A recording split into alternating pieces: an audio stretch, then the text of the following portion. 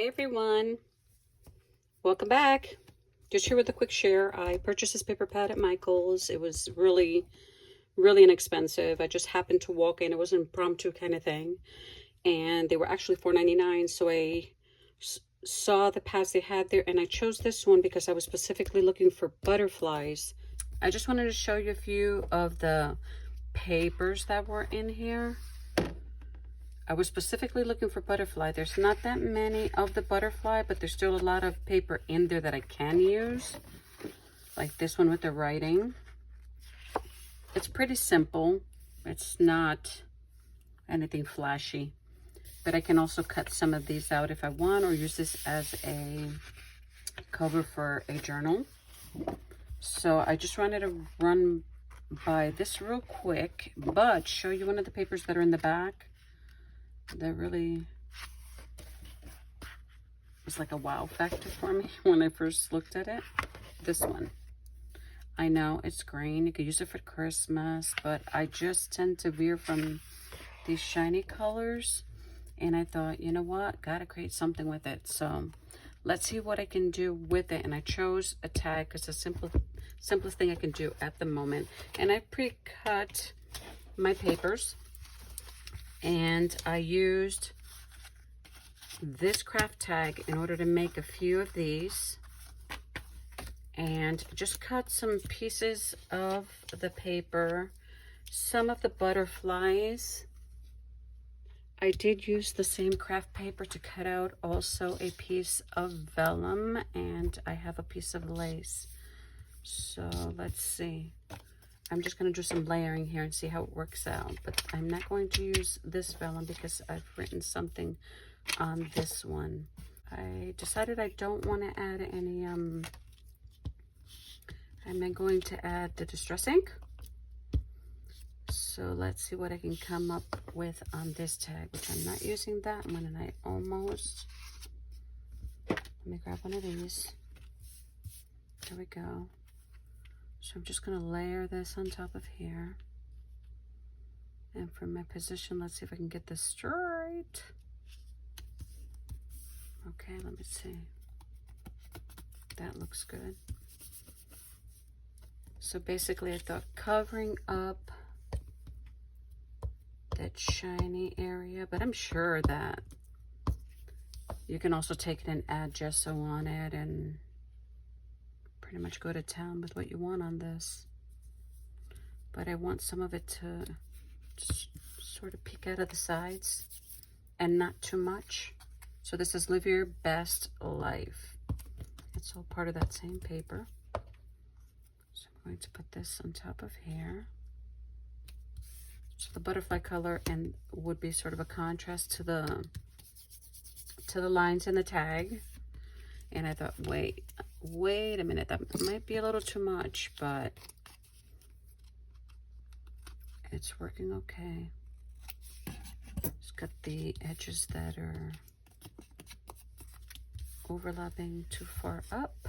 And let's see where I'm going to place these butterflies. So I'm going to add one going in this direction. And I don't know if I will add more to this one. I can if I want. But it's just a quick one here so that you can get an idea that, well, I'm sure a lot of you know already that our paper pads usually come with some papers that we're just not, we don't agree too much on the color, or we're just not particular to it. And if I put the vellum on top, look how pretty that looks. So I'm going to go ahead and add a little hole up on the top. Vellum's not meant, the vellum is not meant to stick onto it. And once you put it in your book, it will flatten out. The verse I've chosen is Jeremiah 29:11. And many of you know that verse already. And it's basically God's plans for our life, and how he himself does want no harm, and his plans are to prosper us and to give us hope and a future. So what I did was I took my micron, this one says 01. It has the finest tip of the ones that I have. I didn't know if there's anything smaller than that, but it did give me this nice smooth writing on the edge, and I didn't know if that also was going to be a little too much, but I thought perfect.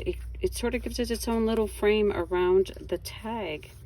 And what I do with my writing so that it comes out at an angle is I actually turn instead of just writing this way, I turn my papers this way, and then I write this way, and it just gives it a slight slant to it. And for the ribbon, there's two ways that I usually use to, well, not two, because sometimes you could staple them on too.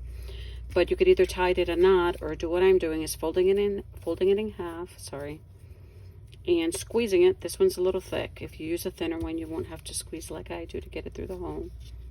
But I'm gonna go ahead and do it that way. Let's see if I can get it in there. It's kind of wide, but I did like the color combo on this and the delicacy of the ribbon. You can use sari, you can use just about anything you want. And voila for the ribbon. And be careful how you pull on that, because the harder you pull, you can actually tear the hole. And I don't know where I put it, but I had one last little piece of paper that I cannot find that actually says explore. Found it